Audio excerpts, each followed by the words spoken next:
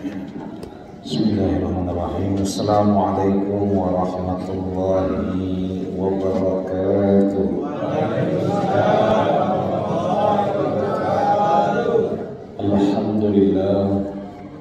Alhamdulillahilladzi ja'ala syahra ramadhana syahran mubarakan wa ja'ala siyama naharihi wajiban wa ja'ala qiyama laylihi tatawwu'an. Allahumma salli wa sallim wa barik wa sallim ala sayyidina wa habibina wa syafi'ina wa dukhrina wa qurrati a'yunina wa maulana nabiyana Muhammadin wa ala alihi wa ashabihi alladhina salaqu ila minhajil qawim.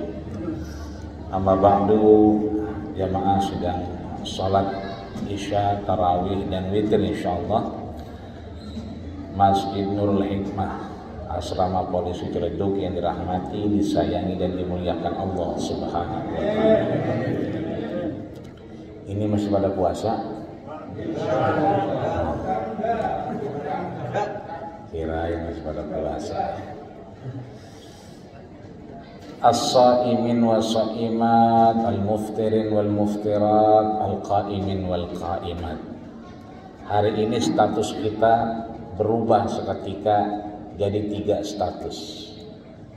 Tadi sebelum buka kita masih as-saimin was-saimat. Kenapa saimin dan saimat? Yang bapak-bapak saimin. Kenapa mudzakkar? Yang ibu-ibu saimat. Kenapa? Karena muannas. Begitulah kita butuh status ketika beribadah. Maka ada usolli mau isya, mau tarawih atau mau witir. Makanya imam kita tadi sudah sampaikan salatut tarawih rahimakumullah, salatul la ilaha illallah. Ibadah butuh status. Maka yang bapak-bapak shaimin. Kenapa? Laki-laki. Ibu-ibu shaimat. Kenapa? Perempuan. Jelas laki-laki dan perempuan beda sebutannya. Yang repot kalau setengah laki, setengah perempuan. Maka dia shaimin juga bukan, shaimat juga kagak. Berarti apa? Shaimut. Shaimut. Begitu azan dikumandangkan Allahu Akbar, seketika dhahabat dhama'u wa btallatil uruqu wa sabatil ajru, insyaallah berubah tuh status kita. Dari shaimin dan shaimat menjadi muftirin wal muftirat. Kenapa berubah? Rasul yang sampaikan lis-shaimi farhatan. Orang berpuasa punya 2 kebahagiaan.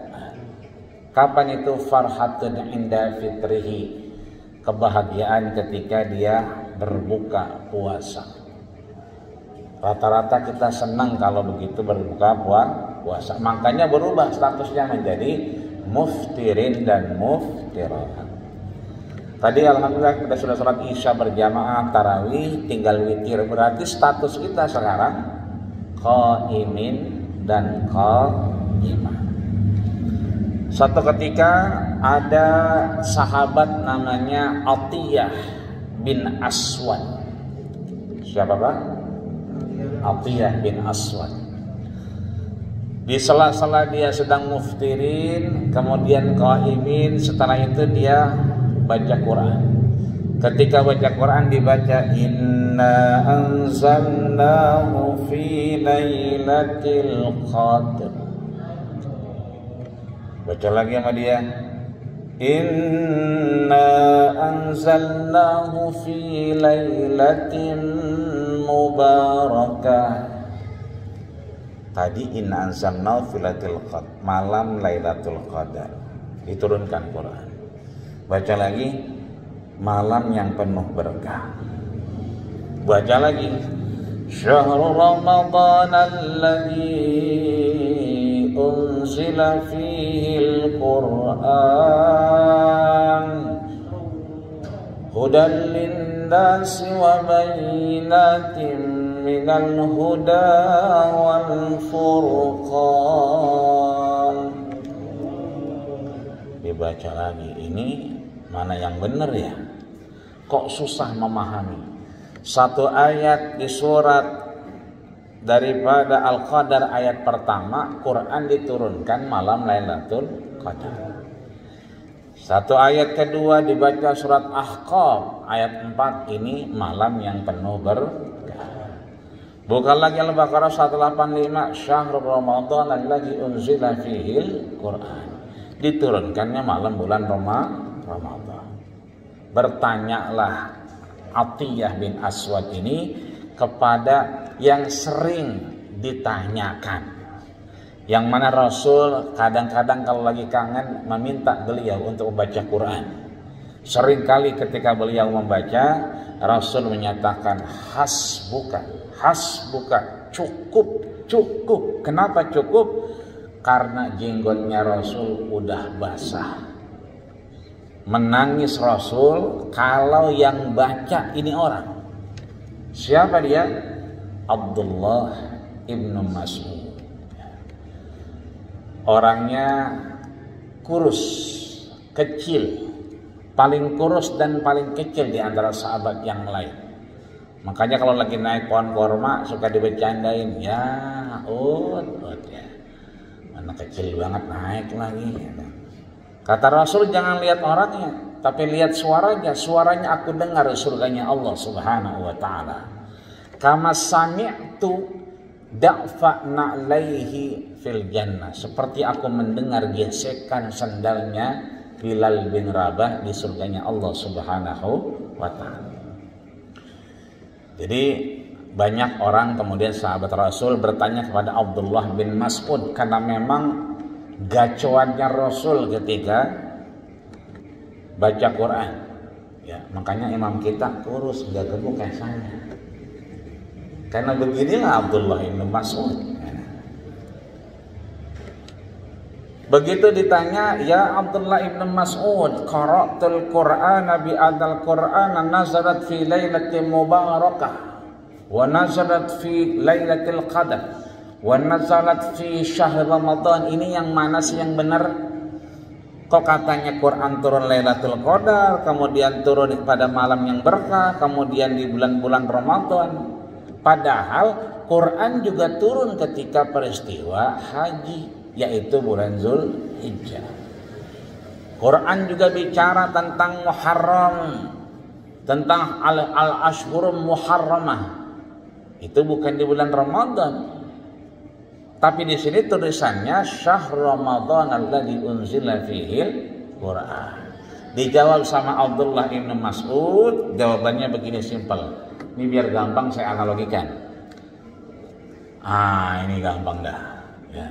Jadi Quran turun tuh 3 fase.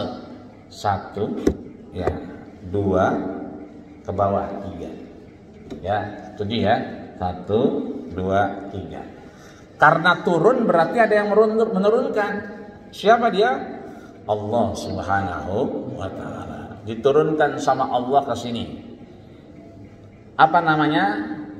Bal huwa Qur'anum Majid fi lauhin mahfuz.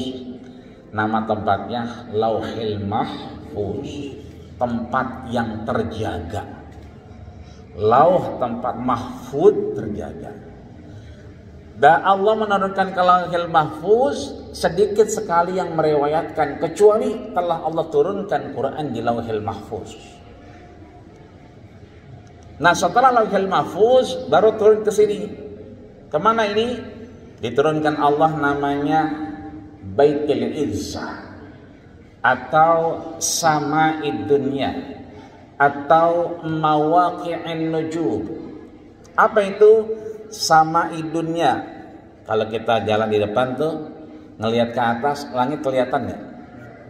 Itu namanya sama'id dunya, langit yang kelihatan dari bumi. Sama, langit dunia kelihatan dari bumi. Atau suka disebut dengan mawaqi'in nujum. Ala uqsimu bimawaqi'in nujum. Mawaqi'in nujum, apa itu?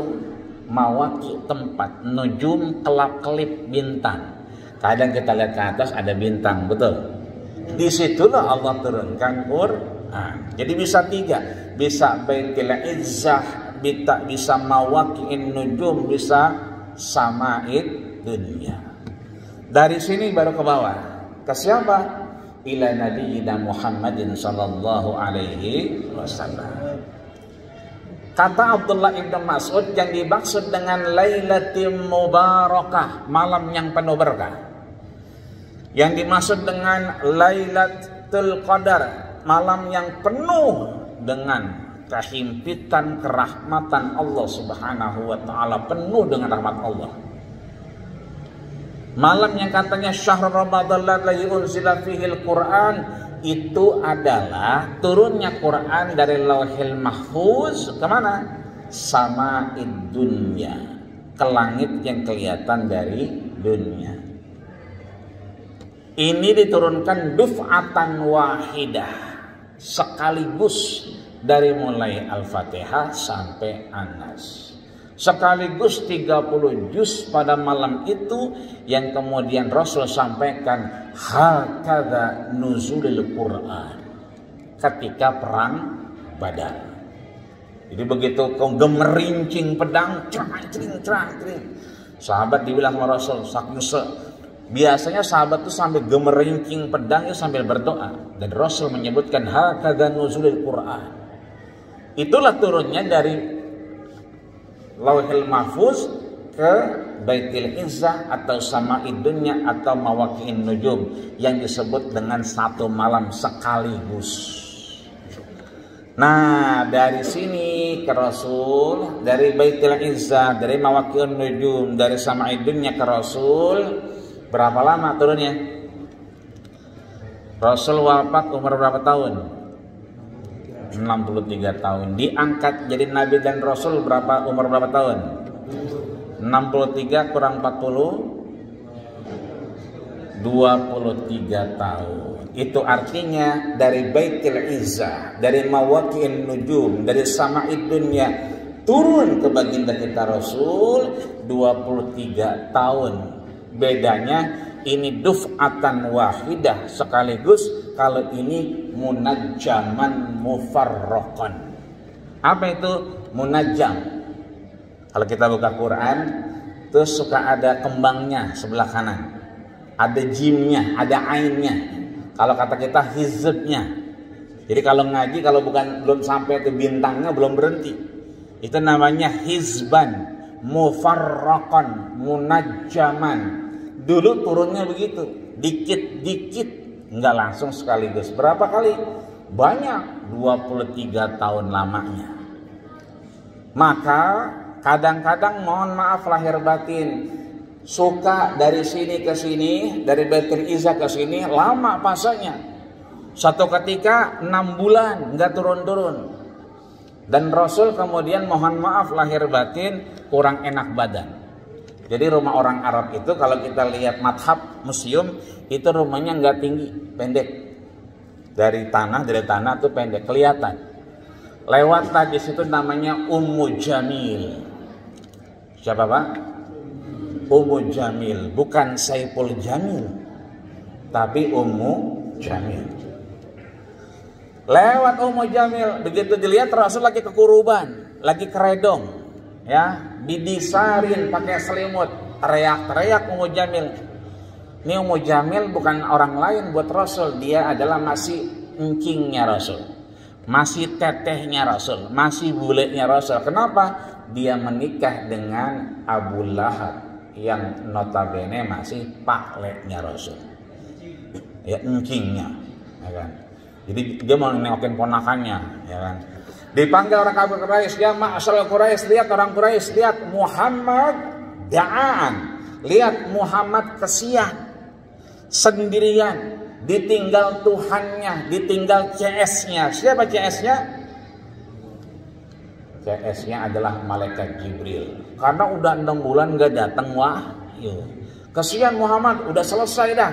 Mungkin dia kapok jadi nabi udah. Lihat tuh sakit-sakitan. Panggil orang kafir Quraisy, nyaksiin. Seketika itulah turun. Wadduha wal laili idza saja. Ma wadda'aka rabbuka wa ma qala.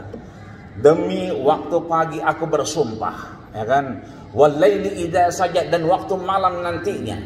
Ma wadda'aka rabbuka wa ma qala. Tuhanmu aku tidak akan pernah wadda'aka, meninggalkan kau sedetik pun. Itu namanya dari Baitul Izzah ke sini turunnya pakai asbabun nuzul. Sebab turunnya ayat Quran. Kadang kita kalau jadi imam, ya kan, begitu imamnya bacanya panjang, enak. Begitu imamnya waladdallin amin. Bismillahirrahmanirrahim. Inna a'tainakal kautsar. Ya. Bacanya inaan, ya kan. Kayaknya imamnya lapar nih, belum makan kayak tadi buka kayaknya.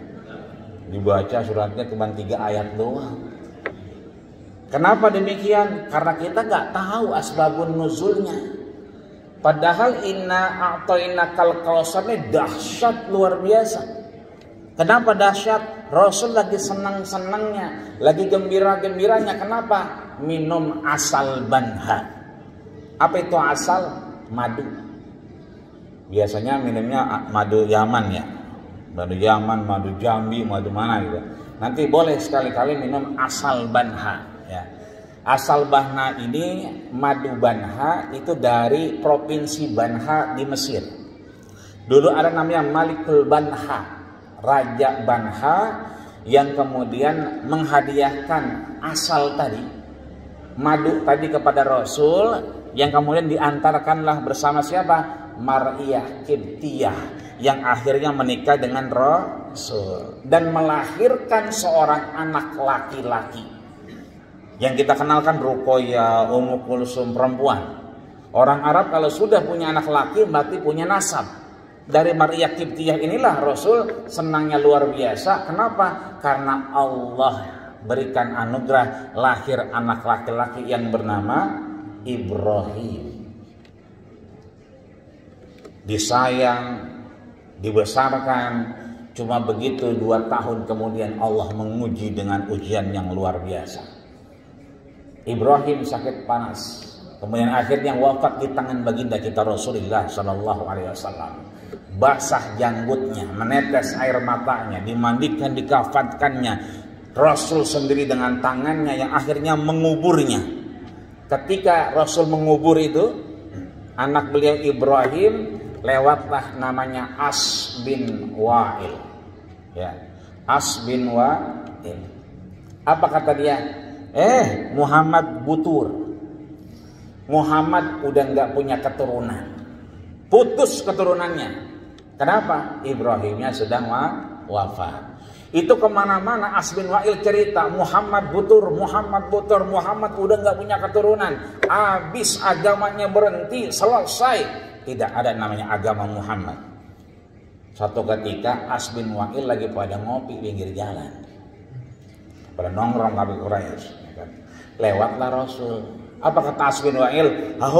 Lihat, itu Muhammad butur. Muhammad butur itu loh, Muhammad yang butur, Muhammad yang gak punya keturunan.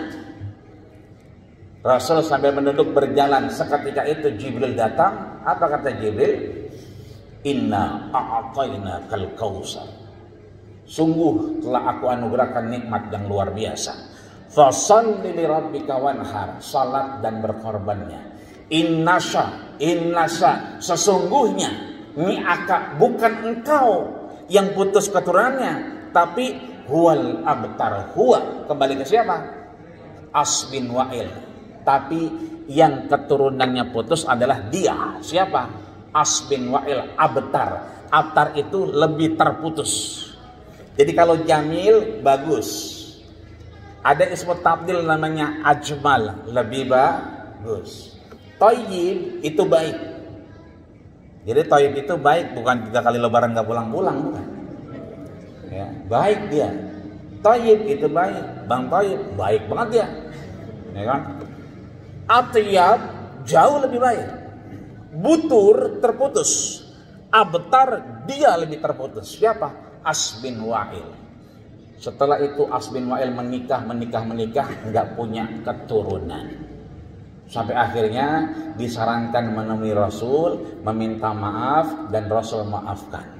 Ketika Rasul maafkan, Allah izinkan lahir yang namanya Amru ibnu As, yang kita kenal, yang membuka perjuangan ke Afrika, yang akhirnya masjidnya sekarang tegak berdiri, yang masjid tertua di Afrika. Itu artinya bahwa Rasul kemudian menggambarkan dan Allah ajarkan ada orang tua yang mohon maaf tidak beriman, tapi anaknya luar biasa menjadi pejuang. Mudah-mudahan anak-anak kita yang tadi warawiri yang di luar ini insya Allah bisa melanjutkan perjuangan kita menjadi anak yang saleh dan salehah di hadapan Allah Subhanahu wa Ta'ala, dan kita mudah-mudahan bisa insya Allah terus sampai akhir Ramadan untuk sehat walafiat melakukan ibadah, meskipun ibadahnya pakai masker, meskipun pakai maskernya beda-beda mazhab. Betul, ada yang mazhabnya begini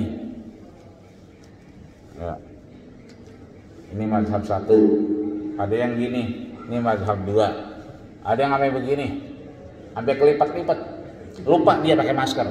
Udah makan kolak, udah makan apa aja, ya kan? Ada yang mazhabnya gini, di mata. Ini jam 11-an biasanya, abang-abang Gojek, Grab itu, kalau jam 11 pindah maskernya, ya kan?